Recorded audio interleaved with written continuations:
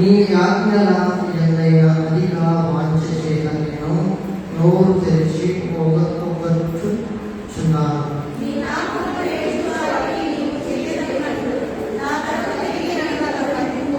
నీ వాక్యము బట్టి నా అడుగులు స్థిరపరచుము. నీ పాపము నన్ను ఏలనీయము.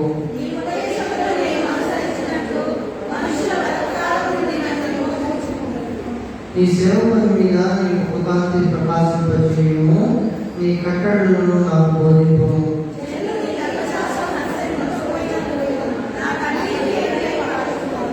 యెహోవా నీవు నీతిమంతుడవు, నీ న్యాయ విధులు యథార్థములు.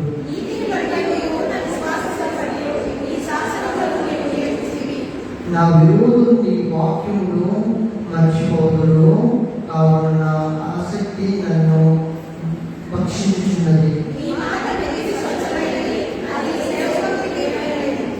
నేను అల్పులను నిరాకరింపబడిన వాడను, అయినను నీ ఉపదేశములు నేను మరవను.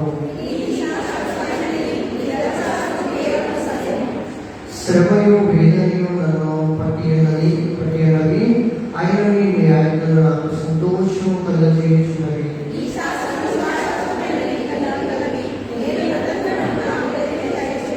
యెహోవా హృదయపూర్వకంగా నేను మొరపెట్టుచున్నాను. నీ కట్టడలను నేను గైకొన్నట్టు నాకు తరవేమో.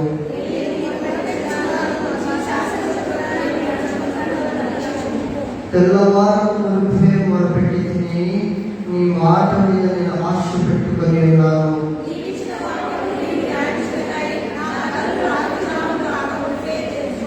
నీ కృపను బట్టి నా మొర ఆలకింపుము. యెహోవా నీ వాక్య వీధులను బట్టి నన్ను బ్రతికింపుము.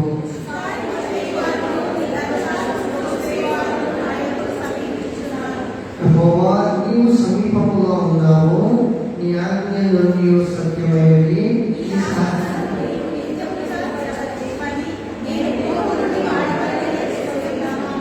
నీ ధర్మశాస్త్రం మంచు వాడు కాను. నా శ్రమను విచారించి నన్ను విడిపింపుము.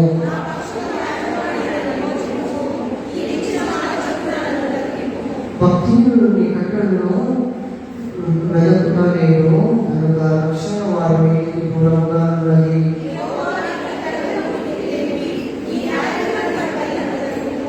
నన్ను కావును ఆ విరోధులను అనేకులు, అయినను నీ న్యాయ శాసనముల నుండి నేను తొలగిపోకయున్నాను.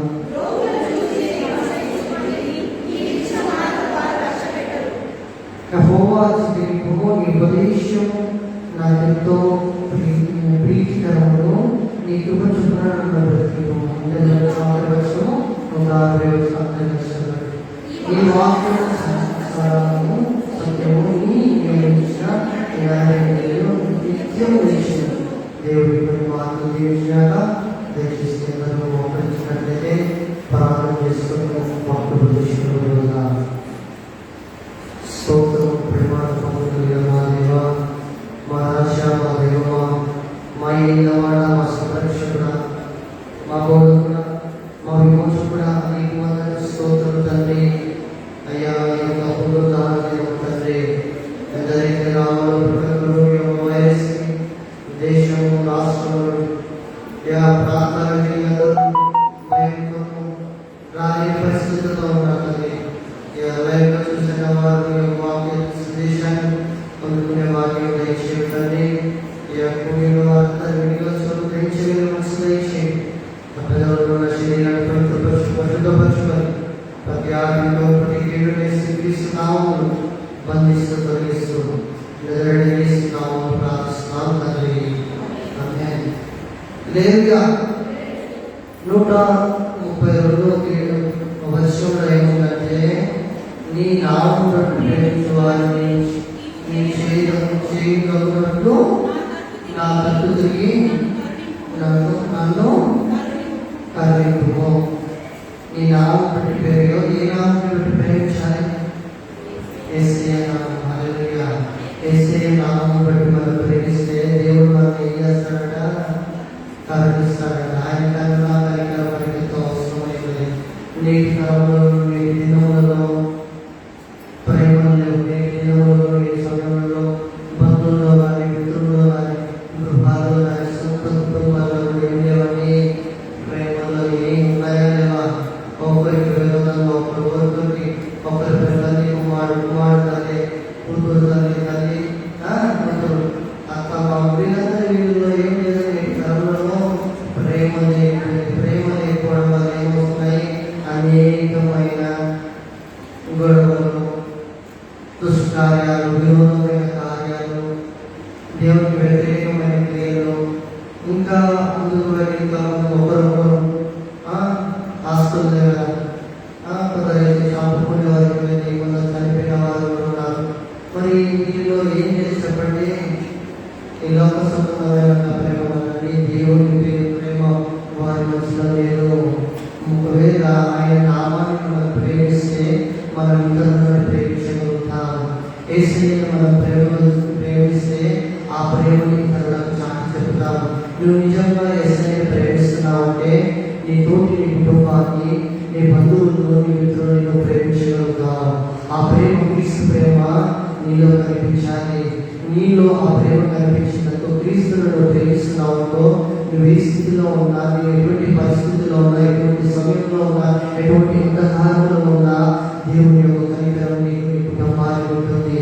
చూడండి, తెలుగులో బాగా ఏదో వద్దులు ఎలా పిట్టలు రాయకపోతాయి వేడికి అట్లా వ్యాధి చేత అంబులెన్స్ కానీ ఇప్పుడు ఎదుగుతున్న సమస్య అంబులెన్స్ వల్ల హాస్పిటల్లో పెట్టడం ఏమవుతున్నాయి చెప్పండి? ఉండైపోతున్నాయి. అటువంటి పరిస్థితి ఎందుకు వచ్చింది? ఒక ఉదాహరణ వాక్యాన్ని మార్నింగ్ సందేశంలో చెప్పుకున్నాం. ఒకసారి ఆ వాక్యం పట్టడం మనం ఏంటి, అసలు దేవుడికి ఎందుకు కోపం వస్తుంది, దేవుడు పంపిస్తాడా, ఈ దేవుడు అదంతా కలిగి వస్తుందా, సాధారణ పంపిస్తాడా? మరి దేవుడు కోపం వస్తే మంచి వారిని ఏం చేస్తాడు, చెడ్డవారిని ఏం చేస్తాడు? తెలుగు గ్రంథంలో ఒక మాట ఉన్నదండి, దేవుడికి కోపం వేయనుకొని మంచి వారిని అయిపోతారట, చెడ్డవారిని అయిపోతారట. మన వాక్యం విన్నంత వరకు ఒకటే కాబట్టి నీతిమంతులైన వారు, యథార్థవంతులైన వారు, మంచి వాళ్ళందరూ బతుకుతారు, పాపం చేసే వాళ్ళందరూ చచ్చిపోతారంటున్నారు కదా. ఒకవేళ యెహోవా దేవుని కోపం వెళ్ళినా నీతిమంతులు చచ్చిపోతారు, యథార్థవంతులు చచ్చిపోతారు, మంచోళ్ళు కూడా చచ్చిపోతారు వాళ్ళతో పాటు అని బైబిల్ గ్రంథంలో రాయబడినది. మరి ఒక ఉదాహరణ మనం తీసుకున్నాము బైబిల్ గ్రంథంలో నుంచి. ఎహెచ్కేల్ గ్రంథంలో చెప్పడం జరిగింది. మీ బస్సులో ఆ వాక్యాన్ని నేను ప్రవేశపెట్టి ముందుకు కొనసాగుదాం. ఎహెచ్కేల్ గ్రంథం తీసుకెళ్ళినట్లయితే 9వ అధ్యాయంలో ఉండండి. ఎహెచ్కేల్ గ్రంథము 9వ అధ్యాయము మొదటి వచనం నుంచి ఒకసారి చదువుకున్నట్లయితే 3వ వచనం. మరియు నేను చెవులారా వినున్నట్లు ఆయన గట్టిగా ఈ మాటలు ప్రకటించెను. ఒక్కొక్కడు తాను హతం చేయు ఆయుధములను చేత పట్టుకొని పట్టణపు కావలి వారందరూ ఇక్కడే రండి అన్నాడు. అంతలో ఒకడు తాను హతం చేయు ఆయుధములను చేత పట్టుకొని ఉత్తర దిక్కునున్న పైలోని మార్గమున 6 మనుష్యులు వచ్చింది. వారి మధ్య ఒకడు అవిసరాల పట్ట ధరించుకొని నడుములకు లేకుని సిగాపుకి కట్టుకొని ఉండెను. వారు ఆలయమును ప్రవేశించి ఇత్తడి బలిపీఠమును ధరించి చాలా ఇక్కడ ఆ మాట నుంచి చూడగలుగుతాము. ఇక్కడ కనిపిస్తున్న భావం ఏంటంటే 6 వ్యక్తులు వచ్చినారు. ఎంతమంది వచ్చినారు? 6 వ్యక్తులు అని చెప్పుకోవచ్చు. 6 మరణభూతులని కూడా చెప్పుకోవచ్చు.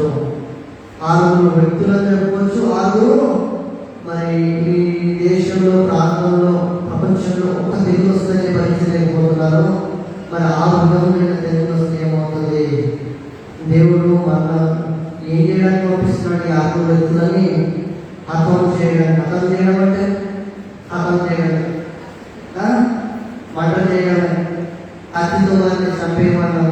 ఇంకా ఎవరో తీసుకున్న తర్వాత వచ్చిన ఇశ్రాయేలు దేవుని మహిమ తనున్న తెలుగుపై దిగి మందిరపు గడప దగ్గరకు వచ్చి అవిసరాల బిడ్డ ధరించడం లేకపోతే శిలాబుద్ధి నడుములకు కట్టుకున్న వారిని పిలువగా, యెహోవా యెరూషలేమా ఆ పట్టణంలో చుట్టూ తిరిగి దానిలో జరిగిన హేయ కృత్యములో గురించి మూలు విడుచు ప్రలాపించిన వారిని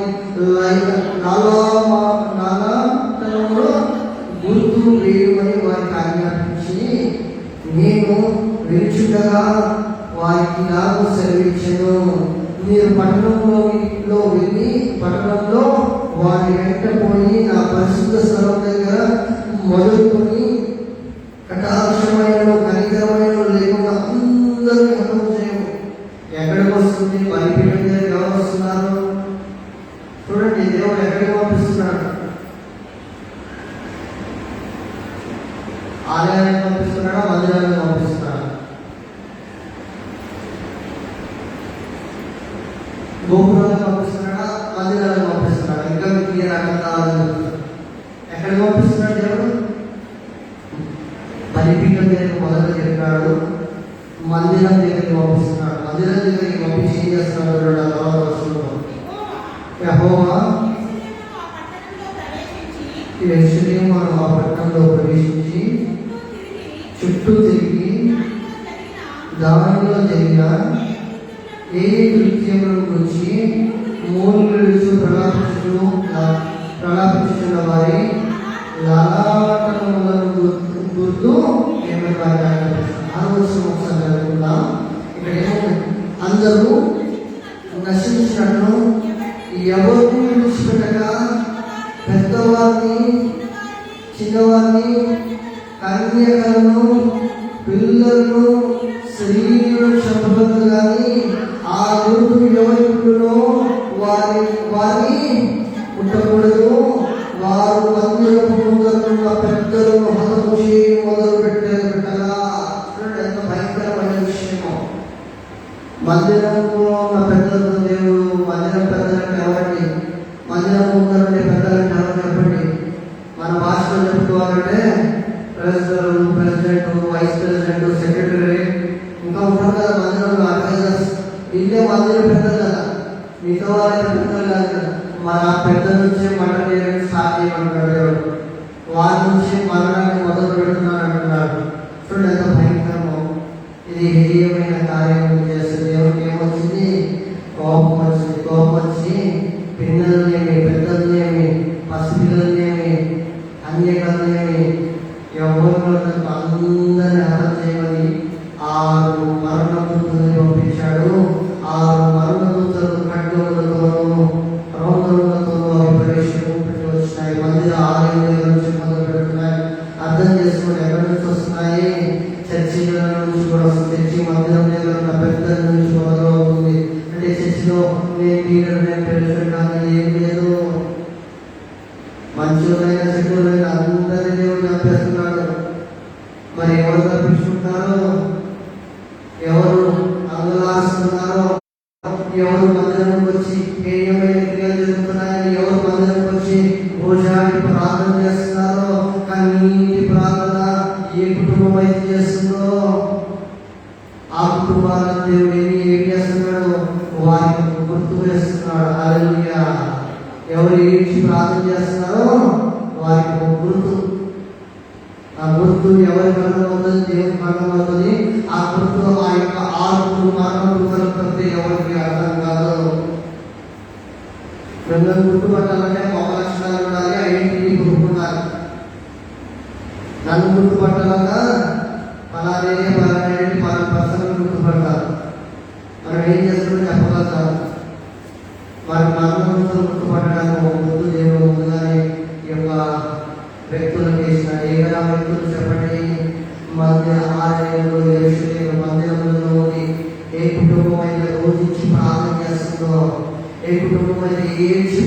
చేస్తారో, వాక్యం చెప్పిన తర్వాత ఆరాధన సమయంలో వారి వారి సమస్యలను జ్ఞాపకం చేసుకుని ఎవరైతే మందుల ఆలయంలో కన్నీటి ప్రార్థన చేస్తారో, ఏ కుటుంబం అయితే కన్నీరు విడుస్తుందో, ప్రార్థిస్తారో, లాలా ఏమన్నది లాలాటనములు లాలాటనం గుర్తు వేయమని వారికి ఆజ్ఞాపించను. వారికి గుర్తు వేయబడుతుంది, వారు బ్రతికిపోతారు. మిగతా వారి సంగతి ఏంటి? మందిరానికి వచ్చి ఆనందించాలి, సంతోషించాలి, సంగీతంతో ఆనందంతో ఆనందించాలి. కరెక్టే. హేయమైన కార్యాలు, తెగులు దేశానికి, రాష్ట్రానికి, ప్రాంతాలకు వచ్చినప్పుడు ఆనందం, సంతోషమా, అంగలార్పా, ప్రలాపించడమా ఒకసారి జ్ఞాపకం చేసుకో ప్రియ సహోదరు, ప్రియ సహోదరి. హల్లెలూయా. ఏ కుటుంబం అయితే అంగలారుస్తుందో వారి బంధువుల నుంచి, వాళ్ళ సంఘం నుంచి వారికి గుర్తు వేయబడుతుంది. హల్లెలూయా. చెప్పండి, ఎంతమంది వాళ్ళు? హల్లెలూయా. యేసు క్రీస్తు రక్తం చేత శిలువ గుర్తు వేయబడాలి. హల్లెలూయా. ఆ రక్తం, గొర్రెపిల్ల రక్తం ఏ గృహానికైతే రాయబడి ఉంటుంది, ఏ గృహానికైతే, ఏ గుమ్మములకైతే ఉంటుందో మరణం అనేది ఆ గృహానికి ప్రవేశింపబడదు. మోషే కాలంలో జరిగిన కార్యము నేటి కాలంలో కూడా ప్రవేశపెడుతుంది. చూడండి, ఆ కాలంలో, మోషే కాలంలో ఏ గృహాలకైతే ఆయన గొర్రెపిల్ల యొక్క రక్తంతో సంపాదనలో వచ్చింది, ఏం చేసింది? అన్ని గుమ్మాలు వచ్చింది, మంచోడి చెడ్డోడి అందరి వచ్చింది. ఏ ఇంటికైతే గొర్రెపిల్ల రక్తం రాయబడిందో ఉందో, ఏ గుమ్మకైతే ఉందో ఆ గుమ్మంలో విడిచిపెట్టి మిగతా కుటుంబాలని ఏం చేసింది? అతము జ్యేష్ఠులను, అతము పిల్లల జ్యేష్ఠ కుమారులను, అతము భయంకరమైన ఘోరం జరిగింది. దీనికి దేవునికి వాపస్తే ఏం జరుగుతాయి?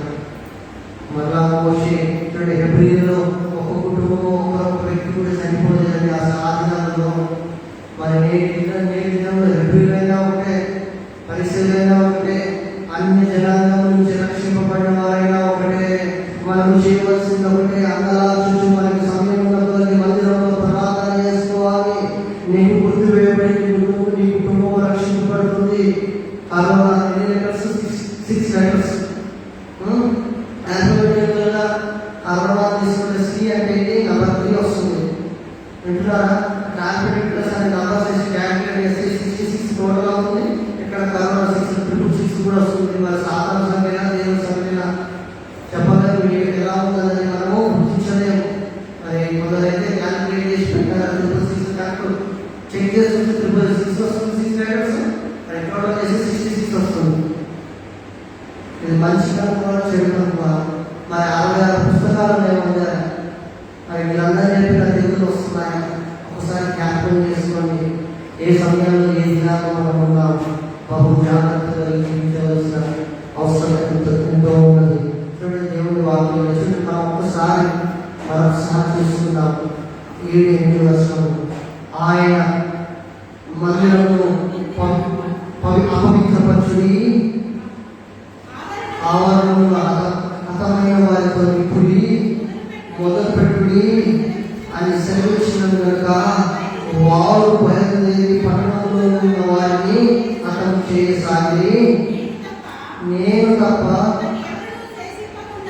మరి ఎవరు శిక్షించబడకుండా వారు హతం చేయగా నేను చూచి సాష్టాంగపడి వేడుకొని, అయ్యో ప్రభువా, యెహోవా, యెరూషలేము మీద నీ క్రోధము కుమ్మరించి ఇశ్రాయేలులో శిక్షించిన వారందరినీ నశింపజేయువారని మొదలుపెట్టగా. చూడండి, దేవుడు మందిరాన్ని పవిత్రపరుస్తున్నాడా, అపవిత్రపరుస్తున్నాడా? సైతాన్ని అపవిత్రపరుస్తలేదండి, దేవుడే మందిరాన్ని అపవిత్రపరుస్తున్నాడు. అంటే దేని చేత అపవిత్రపరుస్తున్నాడు? సమాధులతోనూ, మరణ డెడ్ బాడీస్తోనూ, అంటే చంపబడిన డెడ్ బాడీస్తో నింపబడుతున్నాక మందిరం అర్థం చేస్తున్నాడు. మందిరాలు నింపబడుతున్నాయి లేదా? సమాధితో డెడ్ బాడీ కనిపిస్తున్నాయి సమాధితో. క్రైస్తవులు చనిపోతున్నారు, అందరూ చనిపోతున్నారు. మరి దేవుడు దీనికి కట్టడి ఎలా చేయాలి? ఒకటే కారణం చేస్తున్నాడు దేవుడు. గుర్తు వేయబడిన జనాలు వారు ఎలా గుర్తు వేయించుకున్నారు, ఆ గుర్తు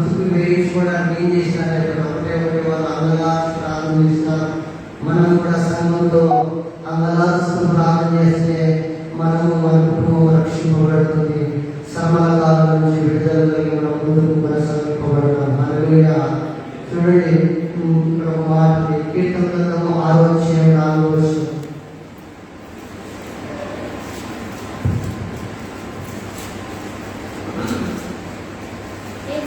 యెహోవా తిరిగి రమ్ము, నన్ను విడిపింపుము, నీ కృపను బట్టి నన్ను రక్షింపు. యెహోవా నన్ను రక్షింపుము, నన్ను విడిపింపుము, తిరిగి విడిపింపుము, రక్షింపుము, రమ్ము. చూడండి ఏమని అడుగుతున్నారు కీర్తనకారుడు. మనం ఏమన్నాడు? అయ్యా మమ్మల్ని విడిపింపు, మమ్మల్ని రక్షించు, మమ్మల్ని నీపై నీ యొక్క కనికరం మా కుటుంబంపై తీసుకురాలేవా. ఎప్పుడైతే నీ నోరు విప్పి నీ గల విప్పిన ఎప్పుడైతే ప్రార్థన చేస్తావో, నీవు ప్రార్థన చేయాలి, నీ కుటుంబ సభ్యులు ప్రార్థన చేయాలి, నీ పిల్లలతో కూడా ఆ ప్రార్థన నేర్పించగలిగి ఉండాలి. హల్లెలూయా. అన్ని నేర్పుతారు పిల్లలకి, స్పెషల్ క్లాసులు పంపిస్తారు, స్పోర్ట్స్ క్లాసులు పంపిస్తారు, ఇంకేంటి కాంపిటేటివ్ ఎగ్జామ్స్ ఉంటే ఆ ఎగ్జామ్స్ కూడా పిల్లలతో రాపిస్తారు. ఈ జీవితాన్ని వెళ్ళే కాంపిటేటివ్ ఎగ్జామ్స్ మాత్రం పంపించారు.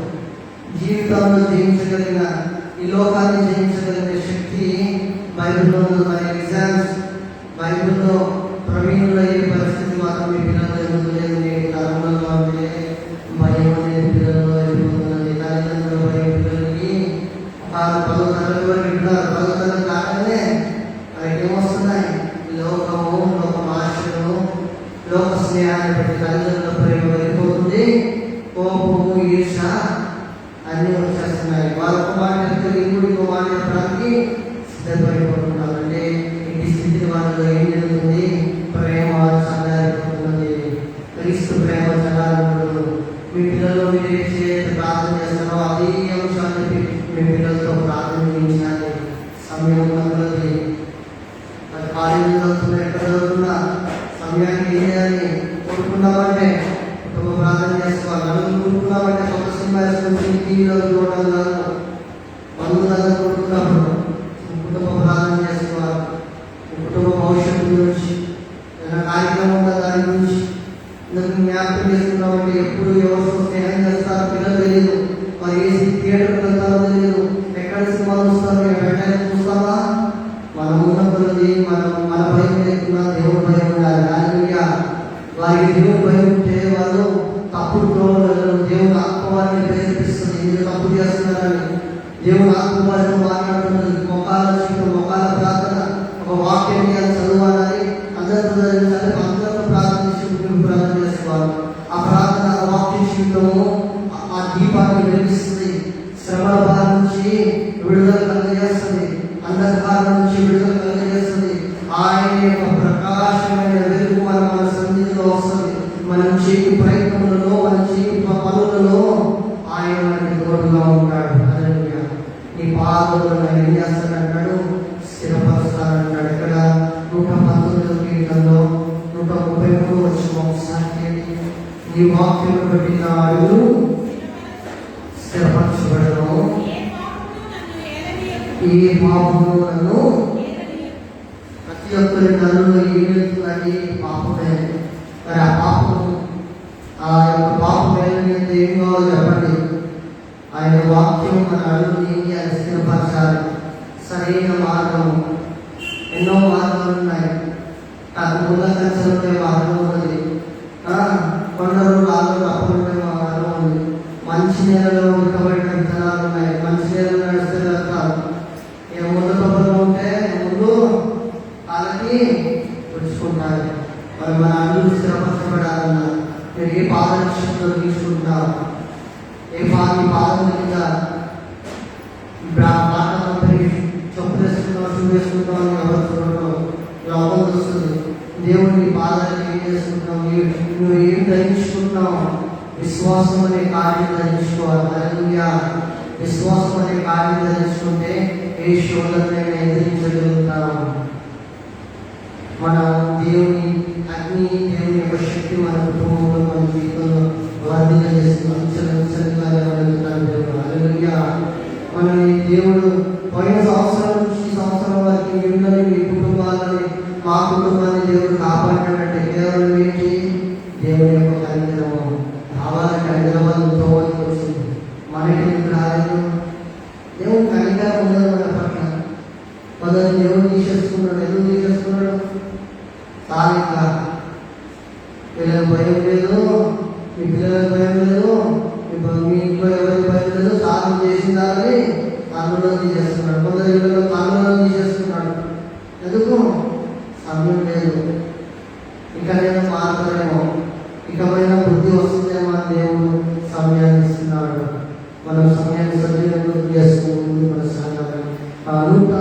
86 కీర్తనలో ఒక మాట చూడండి. 86 కీర్తన 16వ వచనం. 86 కీర్తన 16వ వచనం. నా తట్టు తిరిగి నన్ను కరుణించుము, నీ సేవకునికి బలం అనుగ్రహింపుము, నీ సేవకురాలి కుమారుని రక్షింపుము. హల్లెలూయా. ఏమో ప్రార్థన చేయాలి సేవకులైన వాడు కూడా దేవాలయ పనులు చేసి నీ సేవకుని కుమారుని ఏం చేయాలంటే సేవకురాలి తల్లి కుమారుని ఏమని చేయాలి? ప్రార్థన. స్వస్థతలు ఉంటాయి, స్వస్థత కావాల్సిన అవసరం ఉంటాయి. ఈ సేవకుని కుమారుని ఏమని చేయాలి? కరుణించుము దేవా, నీ కనికరం మా మీద దయచేయము, నీ వాత్సల్యం మా కుటుంబంలో దయచేయమని మనం దేవుని వేడుకోవాలి. 11వ వచనంలో ప్రభువా నా దేవా నా యెడల నీవు చూపిన కృప అధికమైనది, పాతాళపు అగాధం నుండి నా ప్రాణం తప్పించి ఉన్నావు. హల్లెలూయా. పోయిన సంవత్సరం వచ్చిన వైరస్ నుంచి ఈ డేట్ 18 ఏప్రిల్ 2021 వరకు నేను నన్ను దేవుడు పాతాళంలో వెళ్ళకుండా భద్రపరిచి రక్షించినాడు. హల్లెలూయా. రక్షించినాడు. మేము మాస్కులు పెట్టుకున్నాం, అక్కడక్కడ వెళ్ళినప్పుడు ఒకసారి మాస్క్ తీయాల్సి వస్తుంది. రావాలంటే వైరస్ వస్తుంది. దేవుడు ఆ ప్రభుత్వ మా మీద వీడి వచ్చినాడు కాబట్టి మనం ఉన్నాం. ఒకవేళ మనం పాపం చేసినామా దేవుడు తెలిపేదా ఏమవుతుంది? సాతానికి అవకాశం ఉందా? సాతానికి అవకాశం దొరికితే ఏమవుతుంది చెప్పండి? పాతాలమే. సాతాన్ని ఎప్పుడు మనం నరకానికి తీసుకెళ్ళాలని ఆలోచనలు బట్టి లాగుతుంటాడు. ఏసరికి పడిపోతున్న లేవనెత్తడానికి ప్రయత్నం చేస్తుంటాడు. హల్లెలూయా.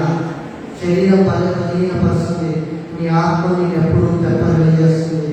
దేవుని వాక్యం చేతను తెప్పరిల్ల పెడతావు, దేవుని ఆత్మ చేతను బలం పొందుకుంటావు, బలపరచగలుగుతావు, ఇతరులు కూడా బాధ్యగా ఉండగలుగుతావు. శరీరం ఏం చేస్తుంది? తినము, తాము, సంతోషించము, ఇంకా ఇంకో బయట రెస్ట్ తీసుకో. చాలా అలసిపోయాం కదా.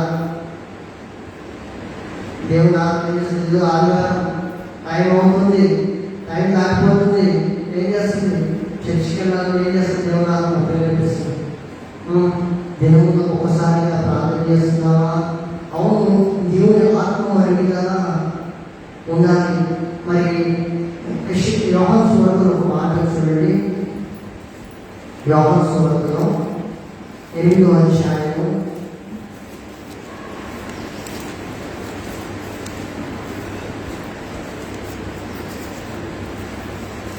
31 నుంచి 36 వరకు చదువుతున్నాం. కాబట్టి యేసు తనను నమ్మిన యూదులతో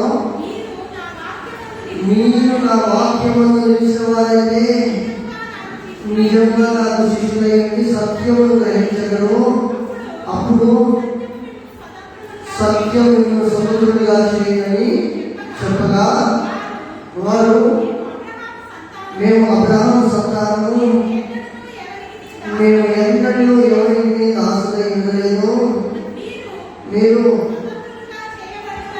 మీరు స్వతంత్రులుగా చేయబడదని ఏదో చెప్తున్నారని ఆయన అనేది.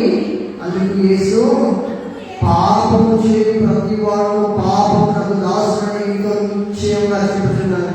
మేము స్వతంత్రులమండి, పూర్వభారత క్రిస్టియన్ అండి, పుట్టంగానే మాకు చిల్లని పరిస్థితుల్లో మేము పక్షుతంగా అయిపోతాం.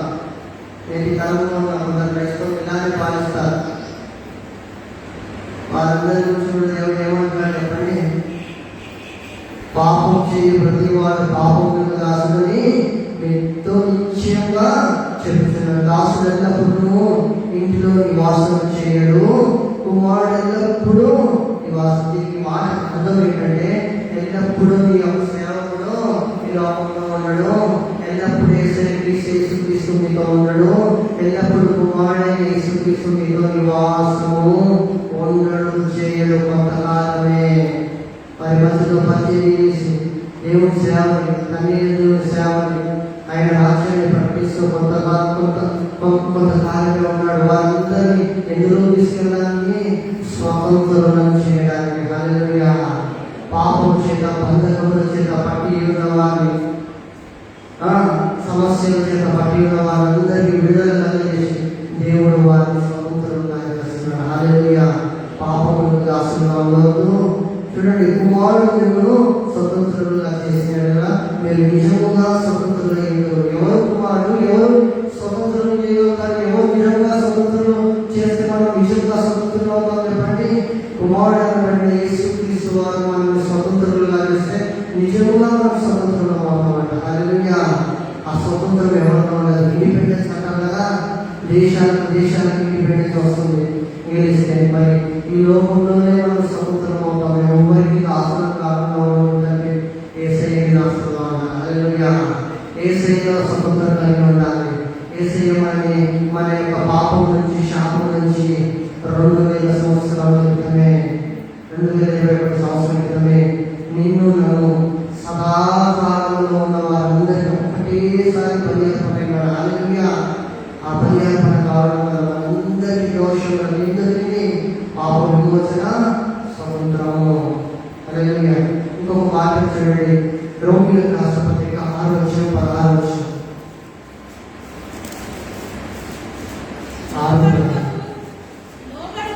లోబడుటకు దేనికి మిమ్మల్ని మీరు దాసులుగా అప్పగించుకుందో అది చావు నిమిత్తమేగా, చావు నిమిత్తంగా, పాపములకే కానీ నీకు నిమిత్తంగా వేదకే కానీ దేనికి మీరు లోబడుతుందో దానికి మీరు దాసులు అవుతుందని. మనం దేనికి పాపములు దాసులంటే ఇక పాపమే. పాపం ఉంటే మనకు పాపంలో అంటాం. నీతికి నిజాయితీ దాసులంటే మనం వెళ్ళిన తర్వాత మన క్రియలు మనం వెంట రావడం. ఒక నరుడు చనిపోతే, ఒక నరుడు నిద్రిస్తే వారి క్రియలు వారి వెంటనే వెళ్ళిపోవడం అన్నది బైబిల్. క్రియలు వస్తాయా? ఎవరి క్రియలు రావాలి. వారు వెళ్ళిపోయినారంటే వాళ్ళ పనులు అయిపోతే వాళ్ళ క్రియలు అయిపోతాయి. వారికి జ్ఞాపకం ఉండదు. ఎప్పటివరకు జ్ఞాపకం ఉంటుంది? చనిపోయిన రోజు గుర్తుపెట్టుకుంటారు. 11th డే మెమోరియల్ సర్వీస్ జ్ఞాపకాలు ఇవన్నీ గుర్తుపెట్టుకుంటారు. కరెక్ట్గా మీకు 1 year తర్వాత ఆ డేట్ అందరూ 19 మిత్రులు అందరూ కలిసి ఏం చేస్తారు? కలుస్తారు, జ్ఞాపకం చేసుకుంటారు, అలా మర్చిపోతారు. కానీ క్రీస్తు నిన్ను నీతికి దాసులు చేయాలనుకుంటున్నాడు ఈరోజు. హల్లెలూయా. మనం నీతికి దాసులు ఉండాలి. నీతిని ప్రేమించినట్లా నీతికి. నీవు నీతిమంతుడు అయితే నీ పిల్లలు నీతిమంతులు అవుతారు. నీతి నీలో లేనట్లయితే నీ పిల్లలకు నీతి ఎలా వస్తుంది? నీ కుమారులకు నీతి ఏ నీతిని నేర్పుతున్నావా? దుర్నీతిని నేర్పుతున్నావా? దైవిక నీతిని నేర్పుతున్నావా? గర్వాన్ని విలుబడి చేసేలాగా నీ కుమారులను పిలుస్తున్నావా? జాగ్రత్త ప్రియుడా, దేవుడితో మాట్లాడుతున్నారు. నీతికి దాసులుగా ఉండాలి. పుత్రులు వేయబడిన జనాంగంగా ఉండాలి. హల్లెలూయా. ఇంకొక ప్రకాశింపజేయబడుట. పట్టణంలో ఈ ప్రకాశింపజేయబడుట అంటే 135 కీర్తనలో ఉంటుంది. ఒకసారి తీసుకున్నట్లయితే 137 కీర్తన, 119 కీర్తన, 135, 119, 135 నీ సేవకు మీద నీ ముఖాన్ని ప్రకాశింపచేయము, నీ కట్టడను నాకు బోధింపుము. దేవుని సేవల మీద, దేవుని ప్రజల మీద ఏం రావాలండి? చెప్పండి, ఏం కావాలి? ఏడుపు మొహమా? ఎప్పుడు ఏడుపు మొహమేనా? ఎప్పుడు దుఃఖించిన మొహమేనా? ప్రకాశిస్తున్న మొహంగా వెలిగింపబడాలి. హల్లెలూయా. అంటే ఫోన్ వేసుకొని, మేకప్ వేసుకొని ఆ ప్రకాశం కాదు దేవుడు ఇక్కడ అడిగేది. ప్రకాశవంతమైన వెలుగు అంటే నువ్వు ఇతరుల గృహాలు వెళ్ళి ప్రార్థన చేసినప్పుడు వారి గృహము వెలిగింపబడాలి. నీ నుంచి ఇతరులకి ప్రకాశం, నీ నుంచి దేవుడి లోకానికి వెలిగడానికి వచ్చినాడు. అంధకారంలో ఉన్న వారికి వెలిగడానికి వచ్చినాడు. తన ప్రజలకు వెలిగడానికి వచ్చినాడు. తన ఎందు విశ్వాసం కలిగిన వారికి వెలిగడానికి వచ్చినాడు. వారి దేవుని వెలుగు మీద పడినట్లయితే ఆ వెలుగు ఇతరులకి వెలుగుకరంగా మారాలి. హల్లెలూయా. వెలుగుకరంగా మారాలి. నిజంగా వెలుగు ఆ వెలుగు ఇతరులని క్రీస్తులో నడిపిస్తుంది. మరి చూడండి, ఒక లైట్ తీసుకెళ్తే అద్దానికి పెడితే ఆ లైట్ దాని మీద ఉంటుందా, ఇంకోసారి రిఫ్లెక్ట్ అవుతుందా? చెప్పండి, రిఫ్లెక్ట్ అవుతుంది కదా. మనం కూడా అర్థంగా ఉండాలి. దేవుని యొక్క ఫోకస్ మన మీద పడితే ఆ ఫోకస్ తీసుకెళ్ళి ఇతరులను వెలిగింపబడేలా ఉండాలి. చూడండి, 4వ కీర్తన 6వ వచనంలో కూడా ఉంది. 4వ కీర్తన 6వ వచనము. నాకు మేలు చూపువాడని పలుకువారు అనేకులు, యెహోవా నీ సన్నిధి కాంతి మా మీద ప్రకాశింపజేయు. యెహోవా నీ సన్నిధి కాంతి మా మీద.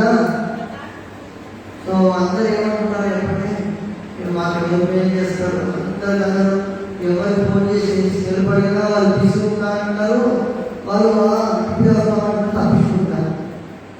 అవసరం వచ్చినప్పుడు నాకు సెలెక్ట్ చేయాలో లేదా బిహార్ ఎంత చెప్పారు, వాళ్ళకి అవసరం వచ్చినప్పుడు ఎంత చేయాలి కదా. ఎవరు ఫోన్ చేసినా బిజీ అంటున్నారు, ఎవరు ఫోన్ చేసినా మా కుదరదు అంటున్నారు. మీకంటే ఏమనిపిస్తుంది? మనసుకి బాగాలేదు. అవును, బైబిల్లోనే ఉన్నది. ఏమనుంది? చదవండి ఒకసారి. మాకు నేను చూపువాడని పలుకువారు అనేకులు, యెహోవా నీ సన్నిధి కాంతి మా మీద ప్రకాశింపజేయము. నువ్వు ఇతరుల గురించి ఆశించద్దు, ఇతరులు నీకు సహాయం చేస్తారని ఎప్పుడు ఎక్స్పెక్ట్ చేయదు. మనం 100 మంది హెల్ప్ చేసామనుకో, 100 మందిలో ఒకరైనా హెల్ప్ చేస్తారని ఎక్స్పెక్ట్ చేస్తాం. అటువంటి ఎక్స్పెక్టేషన్ పెట్టుకోవద్దు. ఎక్స్పెక్టేషన్ చేసే స్థాయిలో మనం లేము, మనం ఎక్స్పెక్టేషన్ ఇచ్చే స్థాయిలో వాళ్ళు ఉండరు. కొంతవారిని చెప్పట్లేదు, వాక్యం ఉద్దేశించి చెప్తున్నాను నేను. దేవుడు అందరితో మాట్లాడతాడు. మనం ఒకటే అడగాలి దేవుడు. ఏమని అడగాలి? 2వ భాగం అవసరం కదమ్మా. యెహోవా నీ సన్నిధి కాంతి మా మీద ప్రకాశింపజేయు. ఆయన కాంతి మనకి వచ్చినటువంటి దేవుడి ఒకరిగా పంపిస్తాం. హల్లెలూయా. ఎవరితో ఒకరితో తన కార్యాన్ని నెరవేర్చుకుంటాడు. హల్లెలూయా. ఏం కావాలి? మనకు కావాల్సింది ఆయన వెలుగు, ఆయన ప్రకాశవంతమైన వెలుగు మన మీద రావాలి. హల్లెలూయా. ఆ వెలుగు మన మీదకి వచ్చిందంటే మన పనులన్నీ అయిపోతాయి. చీకటి సమస్యలు, చీకటి పనులన్నీ, చీకటి అంతా దూరం అయిపోతుంది. ఇప్పుడు బండి బయట నడుపుతున్నారు, ఫుల్ చీకటి ఉంది, లైట్ లేకుండా బండి నడుపుతారా? నడపలేదు కదా. కొన్ని బండి లైట్ ఆన్ చేస్తారు, లో బీమ్ ఉంటుంది, హై బీమ్ ఉంటుంది బండిలో కూడా. ఆ లో బీమ్ వేస్తుంటే కొంత దూరం కనిపిస్తుంది, హై బీమ్ వేస్తే ఇంకా దూరం పడుతుంది, కొంత స్పీడ్ వెళ్తారు. అలాగే ఆగి లైట్ వేస్తే ఇంకా దూరం వెళ్తుంది. దీనికి వెళ్ళేందుకు ఆ వెలుగు బట్టి వాహనం ముందుకు వెళ్తుంది. క్రీస్తు వెలుగు నీవు ఎంత పడితే అంత ముందుకు కొనసాగింపబడతావు. హల్లెలూయా. అంత ముందుకు వెళ్ళగలుగుతావు. నీ పనులు కూడా అంత స్పీడ్గా అయిపోతాయి. మీ ఇంట్లో పనులు కూడా అంత స్పీడ్గా అయిపోతాయి. మా ఇంట్లో పనులు కూడా దేవుడు వెళ్ళడానికి వస్తుంటే నా పనులు కూడా స్పీడ్గా అయిపోతున్నాయి. హల్లెలూయా. సంఖ్యాకాండం ఒక మాట చూడండి, 6వ అధ్యాయం 25వ వచనంలో. సంఖ్యాకాండం 6వ అధ్యాయం 25వ వచనం.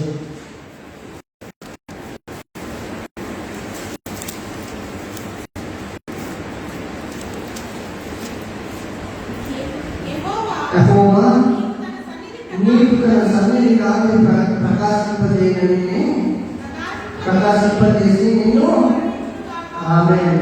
క్రైస్తవులమైన మనము, సేవకులమైన ఎవరైనా సరే, యాజకులను పడిన వారైనా, సేవకులను పడిన వారైనా, అపోస్తలులను పిలువబడిన వారైనా సరే, ప్రవక్తలను పిలువబడిన వారైనా సరే, ఈ లోకంలో సువార్తికులను పడిన వారైనా సరే, పోనీ రక్షింపబడిన పురుషులు, రక్షింపబడిన స్త్రీ అయినా సరే, వారు ఇతరులకు ప్రార్థన చేసినప్పుడు, ఇతరుల నుంచి అంశంలో పెట్టి ప్రార్థన చేసినప్పుడు, వారి నిమిత్తము, వారి అవసరాల నిమిత్తము ప్రార్థన చేసినప్పుడు వారి నోటి నుంచి ఏం మాట్లాడాలి? యెహోవా నీవు తన సన్నిధి ప్రకాశింపజేసి నిన్ను కరుణింపుగాక. చెప్పండి. యెహోవా నన్ను కరుణింపజేసి నీ సన్నిధి నాపై ప్రకాశింపజేసి నన్ను కరుణించును. ఈ పక్కన చూసి చెప్పండి. యెహోవా నీకు నీ సన్నిధి కాంతి ప్రకాశింపజేసి నా పక్కనున్న సహోదరిపై కరుణింపజేయము. హల్లెలూయా. సంతోషంగా బాగుందా? ఏమో నా పక్కన వాళ్ళు బాగుపడటానికి కూరుకుంటారు. అట్లా ఏం పెట్టుకోకండి. ఆయన సన్నిధి కాంతి అందరి మీద రావాలి. మనం ఇతరులను దీవించడంగా ఉండాలని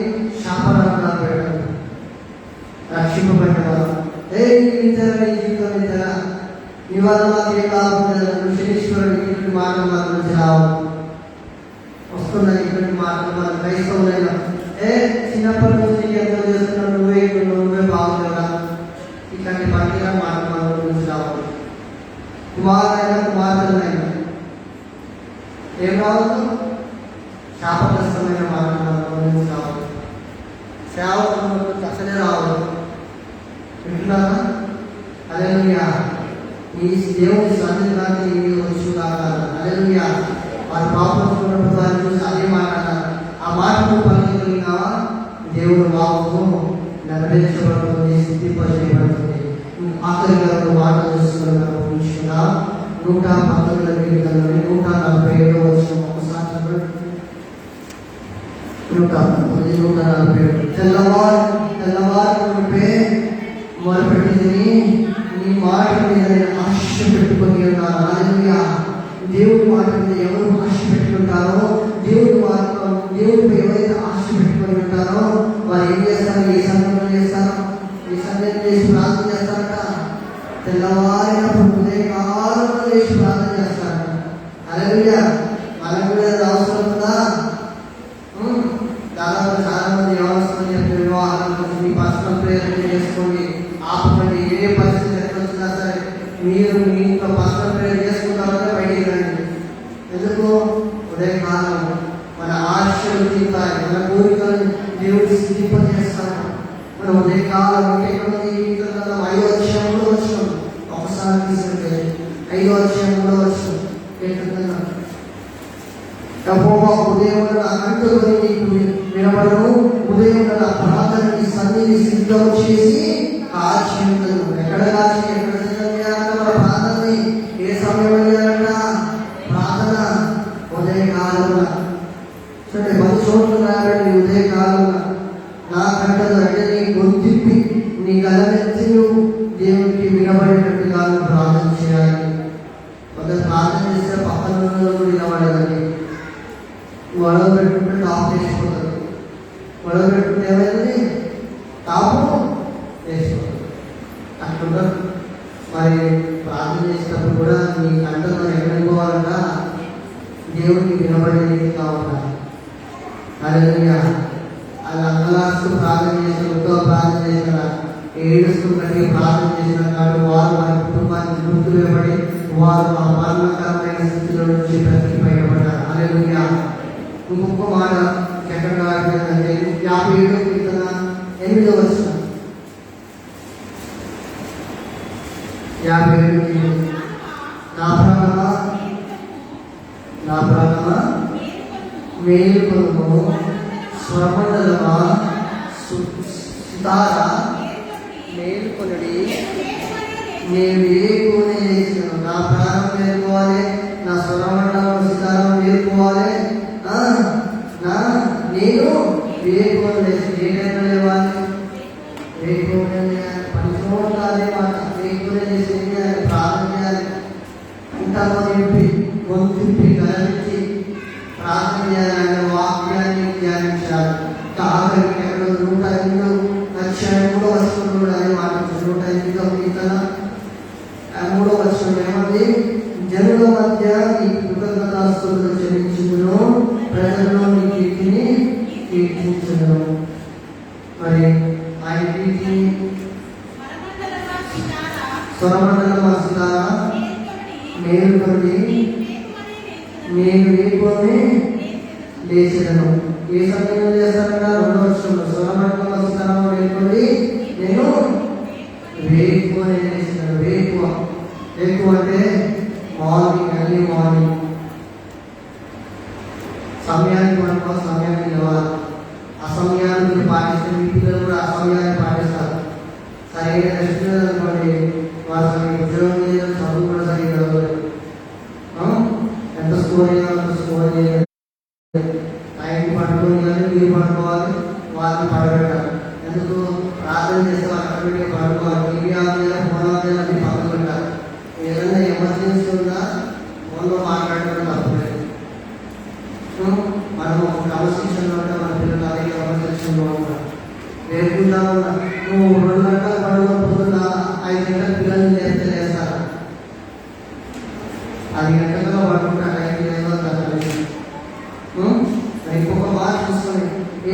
ఏ సమయాల్లో ఎక్కడికి వెళ్ళాడు అన్నది మార్కు సువార్తలో యేసు క్రీస్తే మరి ఏం చేసినాడు? మార్కు సువార్త 1వ అధ్యాయం 35వ వచనం. యేసుక్రీస్తు గురించి ఇక్కడ రాయబడింది. ఆయన పెద్దలకడనే లేచి ఇంకా చాలా చీకటి ఉండగానే బయలుదేరి అరణ్య ప్రదేశంలోకి వెళ్ళి అక్కడ ప్రార్థన చేయించను. హల్లెలూయా, హల్లెలూయా. ఏ టైం చేసిన పెద్దల కాడ ఇంకా అంటే 4 టైంలో 7 కనిపిస్తుందా, 5 టైంలో 7 కనిపిస్తుందా? కనిపించదు. ఆ చీకటి 3 గంటల సమయంలో చూసుకున్నట్టు చీకటి, ఆ చీకటి సమయంలో పెద్దల కాడ వేసి ఎక్కడికి వెళ్తున్నాడంట చూడండి. అరణ్య ప్రదేశంలోకి వెళ్ళి అక్కడ ఏం చేస్తున్నాడు? ప్రార్థన చేస్తున్నాడు. ఆ ప్రార్థన జీవితంలో ఉండాలి. హల్లెలూయా. దేవుడి కొన్ని మాటలు దీవించుగాక. ఆమె దయచేసి అందరూ చూసినట్లయితే మనం ఆరాధించుకుందాం. స్తోత్ర స్తోత్ర అభిషిక్తుడా భగవంతుడా. హల్లెలూయా, హల్లెలూయా, హల్లెలూయా. స్తోత్ర, హల్లెలూయా, హల్లెలూయా.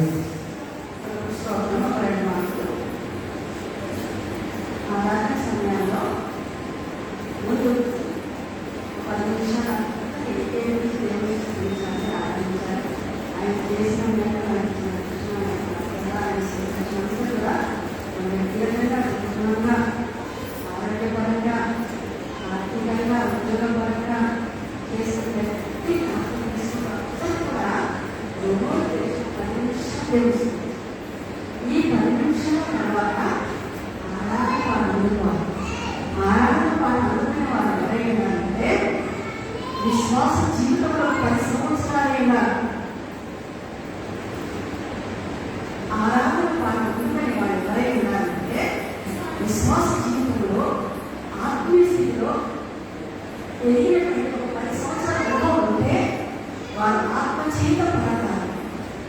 పరిశుద్ధాత్మ మన మధ్యలో సంచారం కొత్తగా విశ్వాసంలో కొత్తగా ఇష్టమైన వారు ఇలా పాటలతో పాడతారు. మీకు సంతోషంగా ఆనందలేదు, స్వాతంత్రంలో గృహంలో మీ సంతోషపడ్డారు. ఆరాధన సమయాలు మాత్రము ఆత్మీయ అనుభవం చేయడం వారు మాత్రమే. కొన్ని వారాలుగా నాలో నేను మనుషులకు ఎవరిని మధ్యపోతున్నాను అంటే అలాగా కొత్తగా విశ్వాసం ఉన్నవాడిని 1 సంవత్సరాలు అనుకున్నాను. వాడికి ఎత్తి పాడినప్పుడు నాలాంటి ముసలాంతో ఉన్నటువంటి 20 సంవత్సరాలు, 30 సంవత్సరాలు, 15 సంవత్సరాలు నాలాంటి